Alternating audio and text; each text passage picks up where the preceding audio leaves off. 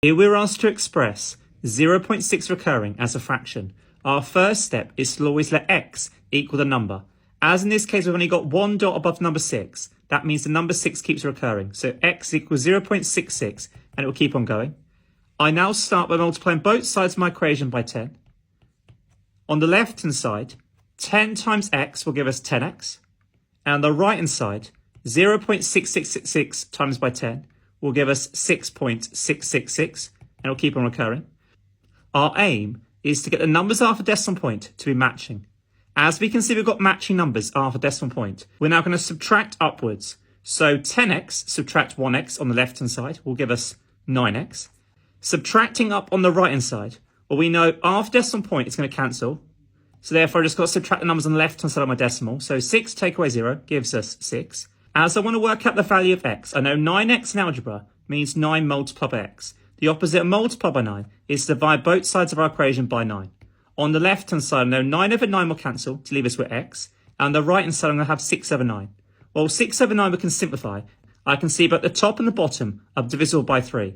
Hence, 6 divided by 3 in the top gives us 2. And 9 divided by 3 in the bottom gives us 3. Hence, 0.6 recurring as a fraction is equal to 2/3.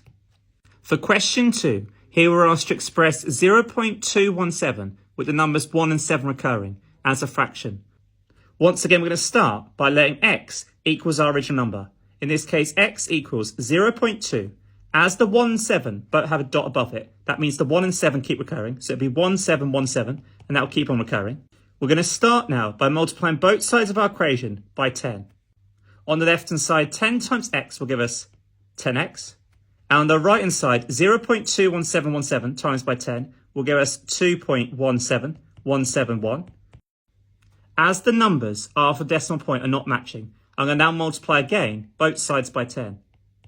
On the left-hand side, here 10x times 10 will give us 100x. And on the right-hand side, I know 2.17171 times by 10, well, that will give us 21.71717. As none of my three equations are currently matching after decimal point, I'm now going to multiply both sides again by 10. On the left-hand side, 100x multiplied by 10 will give us 1000x.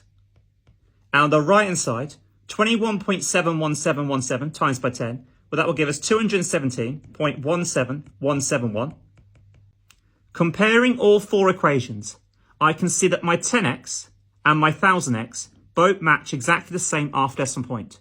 Subtracting upwards, I know 1000x subtract 10x will give us 990x on the left-hand side. On the right-hand side, I know everything after decimal point will simply cancel. So therefore, I just have to subtract the numbers on the left-hand side of my decimal point. So 217 subtract 2, that will give us 215.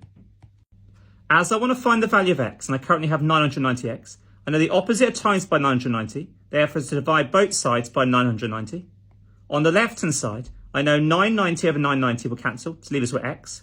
And on the right-hand side, I can simplify my fraction by dividing the top and the bottom of my fraction by 5. Well, 215 divided by 5 will give us 43. And 990 divided by 5 will give us 198.